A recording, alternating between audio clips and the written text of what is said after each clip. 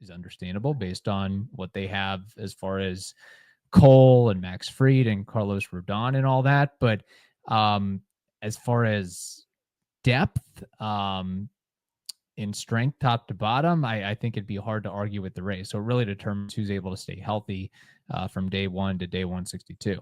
So I think the ceiling is highest with the Rays. I think if these guys all explode like we want them to, and / they've shown that they possibly could, that rotation is the nastiest. But there are so many question marks with health and young guys. Will they actually reach their potential?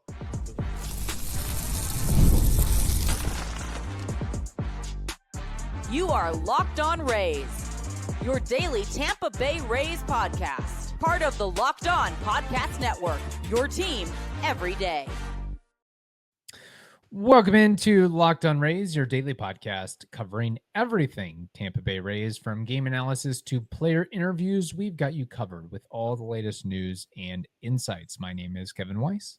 I'm Ulises Sambrano, bringing you expert analysis and passionate discussions about our beloved Rays. Whether you're a diehard fan who vividly remembers Longo's Game 162 just like us, or you remember the early Devil Ray days of Wade Boggs or Carl Crawford, we're here to break down every play, every trade, and every milestone. In fact, this is our 6th season covering the Rays daily.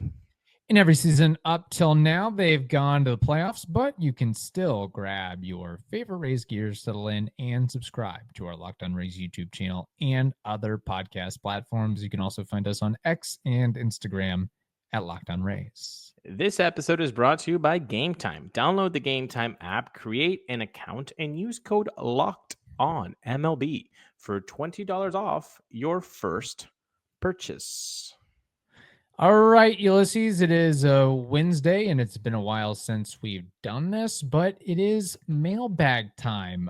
We will get through a trio today, and then we have more mailbag questions in line for maybe later on this week or next week. So if you have a mailbag question or a hot take, comment, concern, you can email us lockedonrays@gmail.com or send us a voicemail via that route or social media, whatever you choose. So without further ado, let's get into the mailbag question, shall we? What do we have up first? Do it. Michael Townley, December 19th. So we might be a little bit late on this, but hey, Michael, we're here for you, bud. Okay, so he says, which 3 players would you guys say are the most likely to be traded and why? Looking at the pitching staffs right now in the AL East, where would you rank each team from 1 through 5? Happy holidays. Guess what, Michael? Happy holidays to you, man. Hope your 2025 has started off in a very nice and smooth way. And if you haven't noticed, Michael Townley is actually Baker Mayfield based on his email address. So take that for what you will. That is Baker Mayfield in the flesh reaching out to us there. Nice. Well, Michael, thank you for the 2-part question. We appreciate it. As far as players to be traded, I just always go to the lowest hanging fruit, which is the guys that are going to be free agents or the most expensive. So I would say Zack Littell, because he's going to be a free agent in 2026. I would say Pete Fairbanks or Yandy Diaz, a combination thereof. And then beyond that, I know I'm giving more than 3 guys, but at some point, I don't know if you can really hold on to 3 catchers on the active or 40-man roster. And then there's probably a prospect or 2 that isn't quite up to snuff and you have to move on and ship elsewhere. Maybe that's Curtis Mead. So if I was to pick out 3, I'll say Curtis Mead, Zack Littell, and I'm leaning towards either Pete Fairbanks or Yandy Diaz. Pete Fairbanks is owed $7 million in 2026. Yandy is owed $12 million in 2026. So I will go with Yandy. So those are my 3. That's a good one. I am. Did you, in your head, go with before spring training? Wow, opening day is recent. Trade deadline. What was your? My marker was trade deadline. Honestly, okay, trade deadline. Because I assume they will make moves up until spring training and the end of spring training, but More so on my mind was the trade deadline, because I really think the tea leaves seem to show that the guys that they have right now are pretty much set. So I don't know. Yeah. I would highly doubt that. In as far as players most likely to be traded, we're talking more high profile players. I mean, if we want to throw out Jacob Waguespack or something like that, we can do that. But I'm trying to have a little bit more fun here. Damn, I was gonna pick Jacob All right. Waguespack for 1, 2, and 3. Go for it. For my whole podium, Jacob Waguespack. Yeah, I just took 2025 trade deadline because we're leaning up. We're like 36 days from spring training. So isn't that nuts, people? It's coming. It's coming. I agree with Littell. I think if we're looking at the trade deadline, then okay. This team, we've talked about it. Starting rotation should be really good.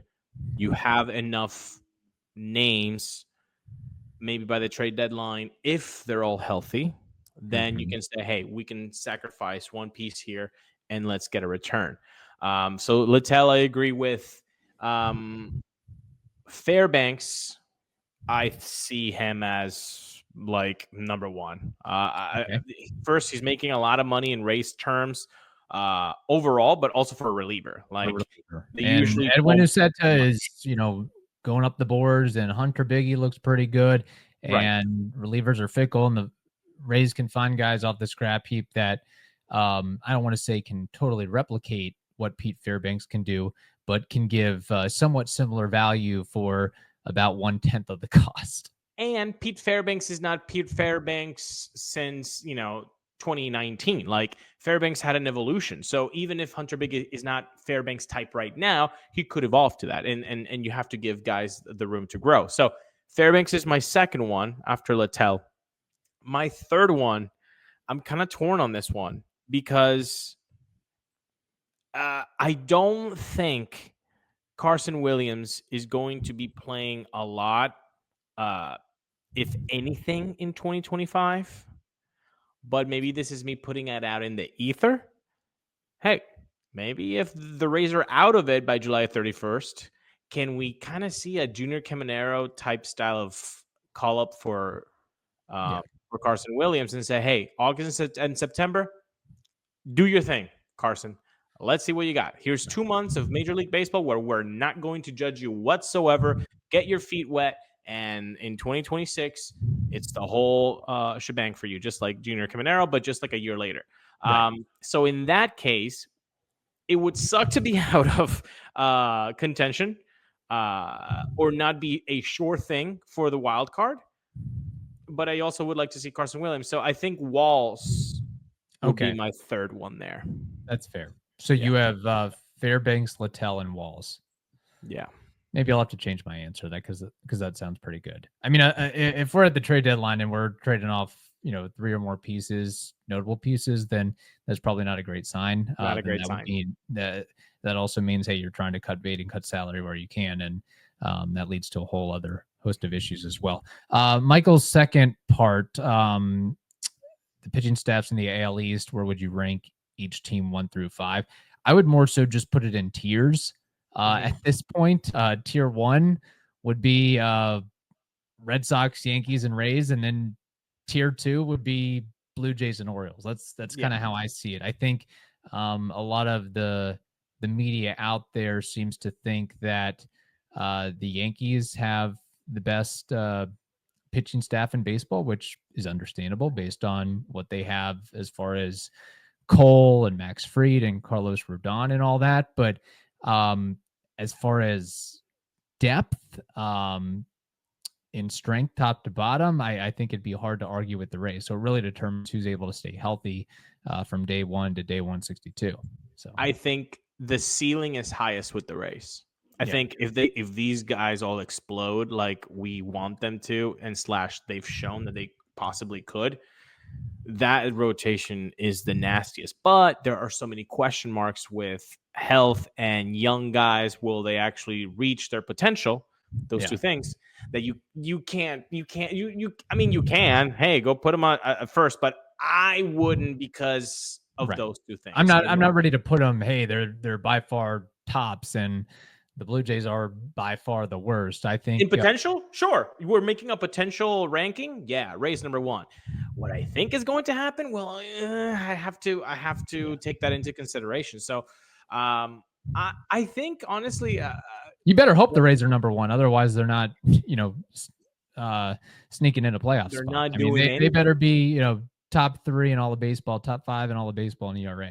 I'm not enthused about the Jays rotation. I think the Orioles, on the other hand, are getting a little bit of crap. I think it's solid. I mean, you have Eflin, Grayson Rodriguez, Charlie Morton, Dean Kramer, and Sugano. Like I don't dislike that one, but obviously the Yankees are always going to get the headlines. And so when you sign a guy like Max Fried and you put him next to a big sign like Rodon, which I don't really like Rodon. I think he's I'm with overrated. But Garrett Cole, I mean, you have a. But then you could argue that Luis Heel is underrated. You could kind of go back and forth with all that. Yeah. The thing with the Orioles, not to go too far deep into this, I mean, I'm always rooting for Charlie Morton, but at some point, maybe he's just a guy that until he's 41 years old, he's going to give you 160 innings pitch. I mean, I would think there has to be some depreciation at some point with him. Is this the year? Maybe, maybe not. But I would bank on him being, solid enough. Is he going to, carry that rotation? I don't think so. I think that's why they have Eflin and Rodriguez. But I mean, I think that, pretty much all these units can hold their own, maybe outside of the Blue Jays. I mean, even the Blue Jays, I mean, there's still some good names in there. I mean, it's the AL East too. I mean, it's not like horrible with Bassett, Pivetta, Berrios, Gossman. Like, it's not bad. I just think it's maybe the Red Sox one is interesting because if it pops off just like the Rays, it could be really good. Yeah, and they've invested heavily in starting in pitching in general. They've just gone all out. We're just gonna add like 15 dudes. Yeah, because I mean that's been their Achilles heel for the last few seasons. But just to close out this rotation talk, isn't it funny that when the Rays signed Charlie Morton in 2019, which is 6 years ago, people feel old. He was like this, grizzly veteran. He was 35. He's 41 now. He's 41. Like, it's insane. And remember how the Rays did not pick up his option of $15 million in 2021, and the Rays completely shattered in the playoffs because they had no veteran leadership in that rotation. Everybody remember that? Okay, cool. Go in the fetal position. Cry about it for the next 63 seconds while I tell you about Game Time.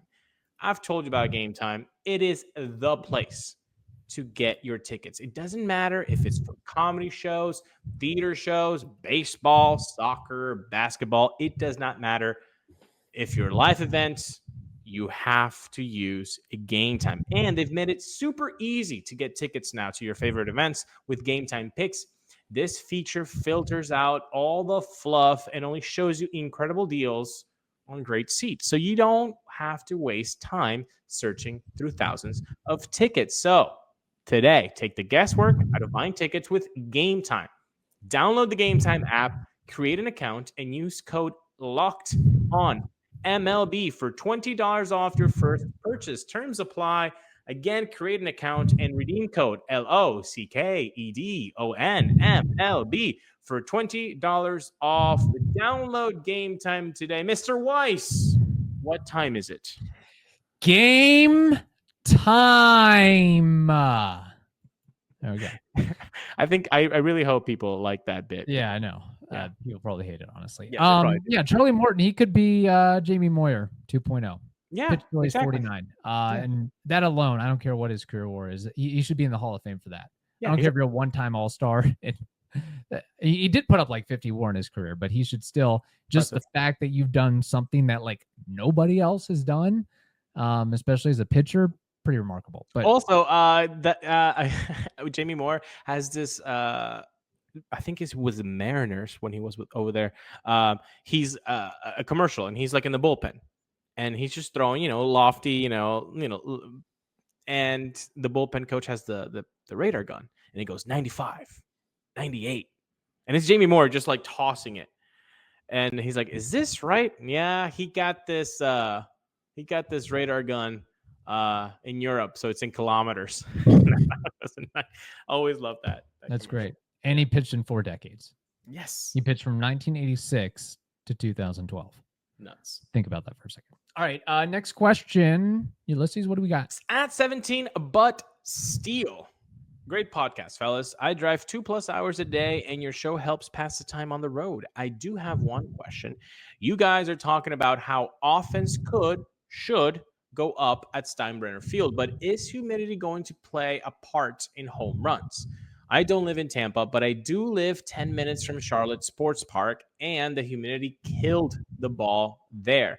I understand it's a minor league park, but will the thicker / heavier air play a part in how the ball travels? First of all, that's awesome to hear at 17, but still that you get to enjoy the show on your 2+ hour ride. I hope you're enjoying it right now with the shout out.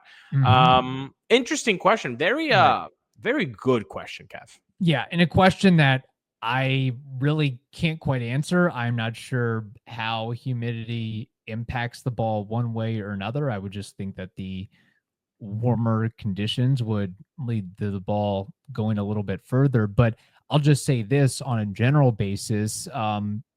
Steinbrenner Field, if you're a left-handed hitter, that should be very valuable to you because it is the same dimensions, more or less, as Yankee Stadium. And we know about the short right field porch there. So the fact that that area is pulled in about 8 feet should do wonders for Brandon Lau and Josh Lowe and other lefties that are a part of this club or any other club. And also, this is something I actually wanted to talk to Jim Williams about, but he once interviewed Bryce Harper when he made the transition from the minors to the majors. And Bryce Harper mentioned the difference in depth perception at the major league level compared to the minor league level, how it was harder to see the baseball. So I would think that major league players might have an easier time seeing the ball and hitting the ball from there. And then anecdotally, with the outdoor conditions and being in the heat and humidity of the Tampa Bay area, I would just assume that position players and pitchers that are out there on the field get tired, wear down. The stamina, the endurance worsens a little bit. And what happens? You hang a curveball, you leave a fastball middle, and the offense tears it apart. So that's kind of what I have as far as offense being increased at Steinbrenner in comparison to Tropicana Field. I have 2 articles that I found from the Washington Post and Spectrum News. Okay. Which say, the Spectrum News one says, water vapor is really light and helps push heavier molecules like oxygen and nitrogen out of the way, giving the ball a better lane to travel, which means that on days and nights where there is more humidity, higher dew points, this increases the chance for the ball to travel farther. So I went to the Washington Post, and the Washington Post says, understanding the effects of temperature and humidity requires a simple lesson in meteorology. Warm and humid air is less dense than cool and dry air, meaning baseballs tend to fly farther as the temperature and humidity climb. So if you just logged on YouTube or listen to us on any podcast platform, you're going to say, well, they're going to talk about baseball. Guess what, baby? We just said nitrogen and oxygen. Okay. Yeah. That's Locked On Race for you. Okay. Yeah. Inform and entertainment. So there you go. In the summertime, it's going to fly. But the little wrinkle to this is that the Rays are going to be playing the majority of their home games earlier in this season. Not a lot of June, July, August games. Will there be some? Obviously, yes, but in less volume. So will the Rays actually get to squeeze this added advantage of the humidity? Maybe not as much as we would like. Right. And anecdotally, I'll just add this, it's hard to put this into a spreadsheet, but I would think that if you're selling out every game and you're having fans closer to the action, that might energize you more as a ball player when you're at the plate and you have, 10,000 screaming fans bearing down on you, Yandy Diaz or Brandon Lau. That might give you an extra pump and juice as well. But I think really the big thing, we can talk humidity and science and all that, but it's the size of the ballpark in comparison to major league ballparks. I think that's kind of the big one there. And I wouldn't discount the endurance and stamina thing of the pitchers. No, I really like that take. I really like that take. Yeah. Because let's say a pitcher the Rays are facing, gets into a little bit of a trouble in the 4th or 5th. The pitch count's rising, upper 70s, upper 80s, and you're kind of okay, man on first, a little error. Like that heat, it's a different feel than being in a 72-degree dome. Like it's just going to be different. Like, is it going to be affecting them that much? That's the difference. But it's definitely a different experience when you're out there on the heat of just Tampa. like with football. If you're the Buccaneers, they train for being able to beat teams in the fourth quarter in September and October when other teams are worn down and tired. That's when you put the kill on, and that's maybe an opportunity for the Rays where you have a particular pitcher that's 25 pitches into an inning. All right, here's your time, hopefully to pounce and take an opportunity. So just want to throw that out there as well. All right, we have one more question to get to on today's program. Ulises, you want to do the honors? Let's do mailbag number 3 at Elephant 2024, a mainstay in the YouTube comment section, and we always thank at Elephant 2024. He says, she says, they say, this was an excellent discussion with Jim Williams. Would make for a fascinating topic in future podcasts as to if/when MLB realigns to 32 teams. Will there be 8 4-team divisions like the NFL? Will the American and National Leagues be kept intact, or will there be a realignment along strictly geographical lines? For instance, Rays, Marlins, Braves, Jays, or an expansion team that's within the same region, all in the same division. Kevin, what say you? Well, I think based on everything we're hearing, and once the Oakland, Las Vegas situation comes to a head, and the Rays Tampa Bay situation comes to a head, that MLB's focus from then on before Manfred retires is let's get to 32 teams. And Salt Lake City, here's Major League Baseball. Nashville or Austin, here's Major League Baseball. Those seem to be the top contenders there. I would think that, and I know, there's been some radical ideas thrown about, and Manfred has definitely bobbed when others have weaved. I mean, he's taken a historically averse org's head with some of the rules over the years. But my thought is you would still keep the American and National League intact.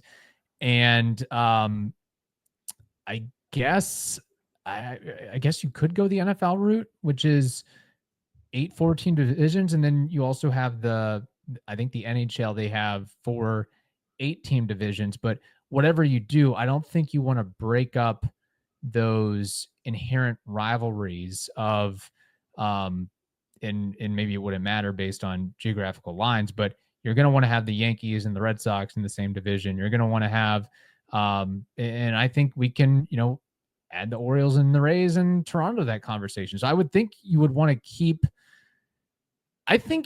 try to keep things as status quo as possible in that respect.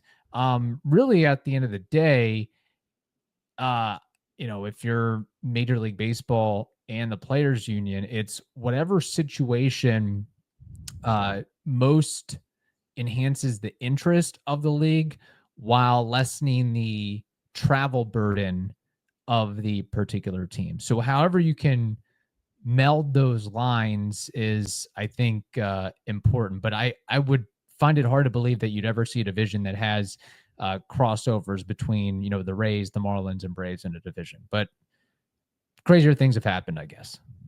That's I am in the complete opposite. which Okay, go for it. rarely happens. We usually see baseball pretty on this much on the same page. And I'm not. To me, realignment doesn't really matter that much. I would just say, I mean, really, at the end of the day, it's whatever can help win the Rays the most amount of games. So if you want to stick them in the same division with the White Sox and the Angels, let's go for it. Let's make it happen. But it's not something I'm really super passionate about or given much thought to. But when you inevitably expand to 32 teams, you're going to have to figure something out to make, I would think, to make the divisions equal. But I would think that you'd want to find a way to keep, however you do it, you want to keep some of those rivalries where they're playing the, more games against each other, because you've already lost some of those games as it is. So I don't know if you'd want to pare that down even further. Well, this is the thing. I said I'm completely on the opposite, because I want to, let's start from the big picture and then go microcosm here. So big picture, keep American and National League intact. I agree with that. All right. 16, awesome. The next step, should we realign through geographical lines? Should we keep it the same to keep the rivalries alive? This is where I say, scratch it all. Okay. Because what you can do is take a note from the NBA and go, hey, guess what? No more divisions. It's 16 American League teams going at it against each other. And all of the American League teams are going to be fighting for these spots, 6 spots. Be the best 6, get in there. And that's it. No more AL Central crap. Even though I would love to be in a division with the White Sox and the Angels, like you said, it would be really fun. We've had to live through that as Rays fans, looking at the AL Central, looking like, what? Why are they doing this? We have more wins than they for decades, right? So I'm done with that. Just give me one big American League, one big National League, and the 16 teams in each league. Hey, there are 12 total spots in the playoffs. You be the best 6. You be the best 6. Like it should. And then I know it's a hot take. Sorry to interrupt you, but would they have the same exact opponents, more or less? Then this is the thing. I think baseball might be saying, "Hey, Ulises, stop it, because we're going that way." Because they did diminish the divisional rival games from like 19 to like 12 to 13, right? But also, what did they do, Kevin? Now you get to see your team play against every other team. Yes. I think this is a little shift, little by little, towards creating 16 teams going at it. Who are the best 6 in that league? Who are the best 6 in that other league? And I feel like if you want parity, if you want knowing that these are the best 6 teams after 162 games, well, guess what? The only way to do it is to put them in a pool and see who survives. And that would be my take.